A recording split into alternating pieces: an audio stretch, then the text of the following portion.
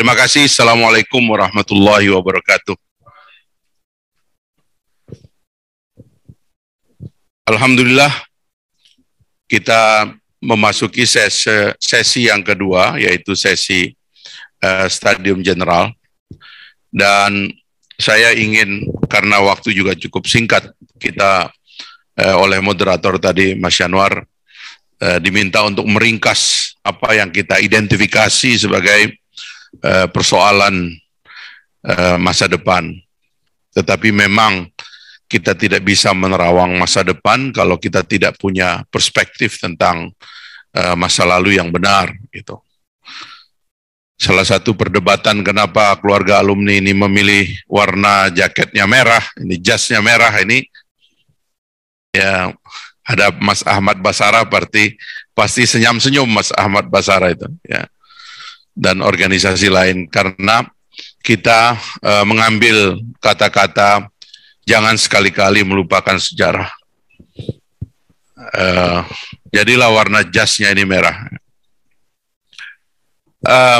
Kira-kira seperti itulah juga saya ingin dalam 10 menit merangkum tantangan masa depan itu melalui tinjauan perspektif masa lalu. Saya sering mengatakan di mana-mana, dan ini sudah menjadi bahan perbincangan saya cukup lama, kalau kita membaca tugas sejarah dari setiap generasi di Indonesia, paling tidak ada 3 tugas sejarah yang sudah selesai, tetapi apa yang sudah selesai itu pun juga menjadi tantangan di masa depan Indonesia.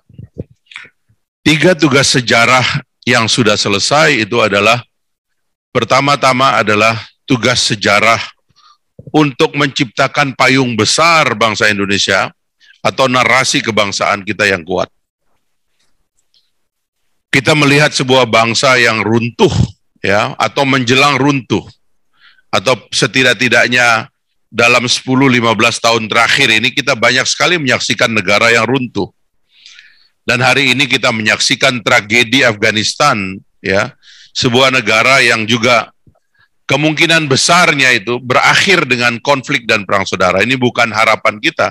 Harapan kita mereka akan mencapai kedamaian atau perdamaian. Tetapi kita melihat sebuah bangsa yang mengalami, yang gagal membangun narasi kebangsaan yang solid. Ada confuse dalam narasi kebangsaan, dan diantara sebabnya adalah karena ketergantungan naratif kepada ideologi-ideologi besar dunia. Orang-orang Afghanistan yang berasal dari dalam pemerintahan banyak sekali mendapatkan pelajaran dari former Soviet Union, ya, dari negara Soviet yang beraliran komunisme, sementara para akademisi dan mereka-mereka yang berada di luar pemerintahan itu dari Amerika Serikat dan juga belajar dari Timur Tengah. Mereka gagal menyatukan ide-ide besar ini, lalu ide-ide besar ini menjadi dasar konflik yang terjadi sampai sekarang. Belum terbayang bagaimana mereka bisa menyatukan idenya. Tetapi tugas generasi Bung Karno di Indonesia, ya, luar biasa, karena justru perdebatan kebangsaan kita itu berakhir dengan menyatunya narasi kebangsaan kita secara solid, yaitu dalam Pancasila. Itulah sebabnya ketika ada konflik, kita selalu bisa kembali kepada narasi besar itu. Maka kita berterima kasih kepada generasi Bung Karno, ya, para founding fathers bangsa Indonesia yang telah bisa merangkum kerumitan bangsa Indonesia dalam satu narasi yang luar biasa, yang bertahan sampai sekarang. Itulah sebabnya kita juga sebagai generasi baru harus memperkuat itu. Karena ini nanti akan menjadi tantangan masa depan yang saya akan ceritakan kemudian. Itu yang pertama. Yang kedua adalah sebuah negara lahir dengan institusi negara yang makin lama makin baik. Perintisan bentuk negara itu seperti juga orang membuat organisasi alumni, seperti kita ini juga dalam tahap pertamanya itu ada tertatih-tatihnya, ada lubang-lubangnya dan ketidaksempurnaannya. Tetapi secara bertahap organisasi negara itu tambah baik. Saya ingin mengatakan kita berterima kasih kepada generasinya Pak Harto. Karena kita punya kritik kepada Orde Baru sebesar apapun, tetapi organisasi negara itu dibikin lengkap dan sempurna pada zaman kepemimpinan generasinya Pak Harto. Generasi masa lalu selalu punya tugas yang harus kita berucap terima kasih kepadanya. Itulah yang saya ingin kita berterima kasih kepada generasi Pak Harto. Generasi Pak Harto menciptakan pemilu meskipun dianggap curang, ya, menciptakan organisasi parlemen meskipun dianggap tidak berfungsi, datang duduk diam dan sebagainya, membangun institusi militer, membangun badan usaha milik negara, membangun sektor-sektor dalam kehidupan kebangsaan kita dan kenegaraan kita yang relatif sampai hari ini masih ada dan masih solid. Ada negara yang institusinya tidak dibangun. Ketika otoritarianisme menguat, sang diktator atau otoriter menganggap negara tidak penting atau struktur negara tidak penting. Karena yang penting adalah dialah satu-satunya di situ. Tapi kita berterima kasih kepada generasi Pak Harto. Karena institusi negara hadir. Cikal bakal dari demokrasi kita juga hadir. Itu yang kedua. Jadi generasi pertama itu membangun narasi, generasi kedua ya dalam tugas ini membangun institusi, dan tantangan generasi berikutnya adalah seperti yang dikatakan tadi adalah bagaimana kita menciptakan regenerasi dan kepemimpinan yang secara terus-menerus bisa memperkuat narasi kebangsaan pada saat yang bersamaan dan juga kapasitas dari institusi negara. Itu tantangan masa depan. Jadi wajar kalau kita mengatakan tantangan masa depan yang pertama adalah kepemimpinan. Selain nanti kepemimpinan yang menciptakan kesejahteraan dan keadilan tentunya.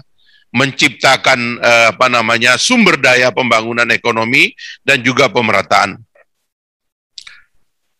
Kita punya masalah memang dalam kepemimpinan apabila kepemimpinan itu tidak terlalu literate dengan apa yang sudah menjadi prestasi dari generasi sebelumnya.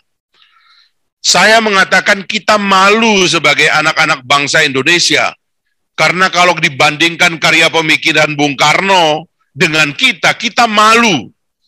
Ya, kita membaca sangat sedikit, kita berbicara yang bermutu sangat sedikit, kita menulis sangat sedikit, pengertian dan penghayatan kita tentang negara, tentang kebudayaan, tentang geopolitik, tentang kesenian, dan lain-lainnya miskin sekali kita kalau kita bandingkan dengan generasi Bung Karno. Maka ini tantangan kepemimpinan yang sekarang dan yang akan datang.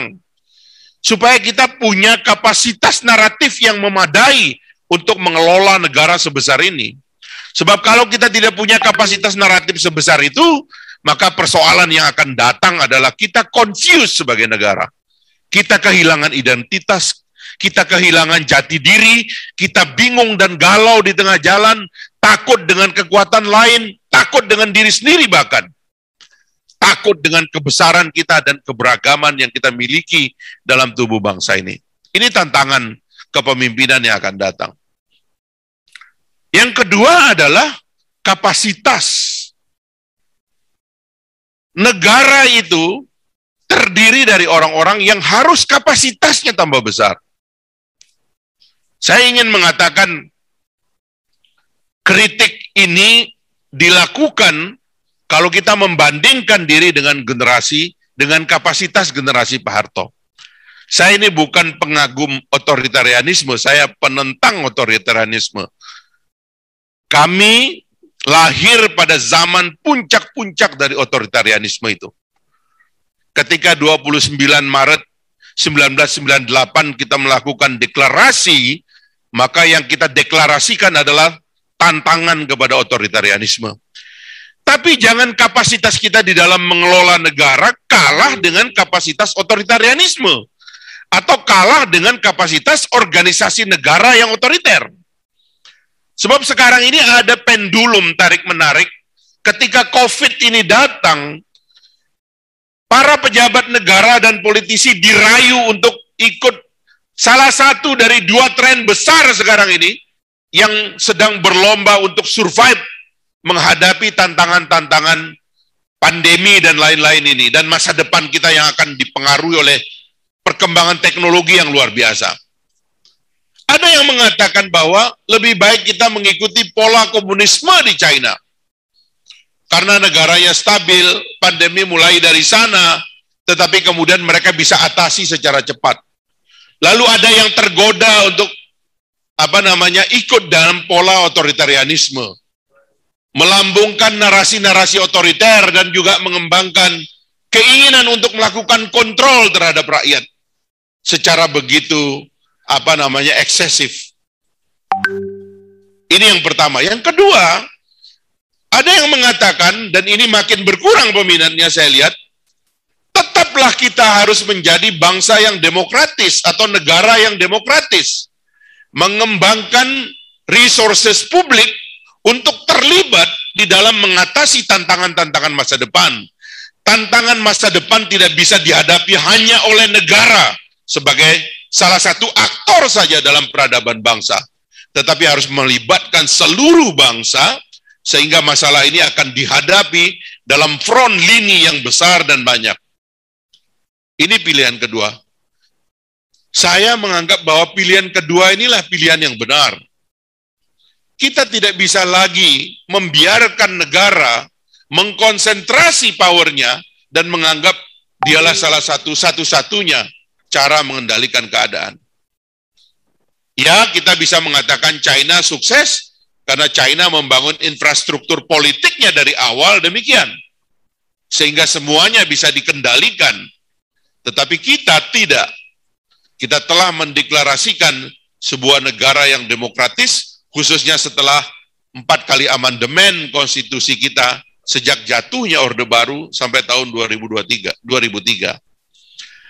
Jadi karena itulah tantangan masa depan yang kedua adalah bagaimana anak-anak bangsa Indonesia, generasi sekarang, memiliki kapasitasnya yang besar untuk mengerti cara kerja negara, sehingga masalah-masalah besar itu kita hadapi bersama-sama dengan menggerakkan seluruh potensi bangsa secara demokratis, bukan secara otoriter. Itulah yang saya anggap sebagai narasi singkat, ya, atau statement singkat untuk melihat masa depan Indonesia. Kalau tren otoritarianisme berkembang, maka kebebasan akan terhambat. Kalau kebebasan terhambat, maka inovasi akan berkurang. Maka kalau inovasi berkurang, nanti negara akan dianggap sebagai satu-satunya penyelesaian masalah.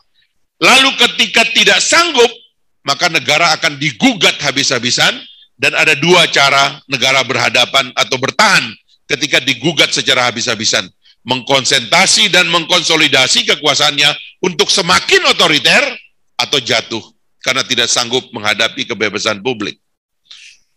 Nah, menurut saya keluarga alumni ya dan teman-teman nanti yang akan menjadi pembicara pada stadium general ini, kita akan lihat peta keseluruhan pandangan generasi ini. Sebab yang kita undang dalam stadium general kali ini adalah memang generasi yang sama. Saya dengan Mas Ahmad Basara, Mas Viva Yoga, ya Mas Mukoam, Mas Taslim, itu bisa dibilang adalah generasi yang sama. Coba kita lihat peta pemikirannya. Mudah-mudahan kita setelah itu bisa merangkai persatuan bersama sehingga generasi ini hadir dengan tekad untuk bersatu menghadapi tantangan-tantangan zaman secara bersama-sama. Sehingga Indonesia tidak saja kuat menghadapi tantangan ini, tetapi bertumbuh, bahkan menjadi pemenang dalam pertarungan yang semakin sengit sekarang ini. Itulah sebagai pengantar, terima kasih. Assalamualaikum warahmatullahi wabarakatuh.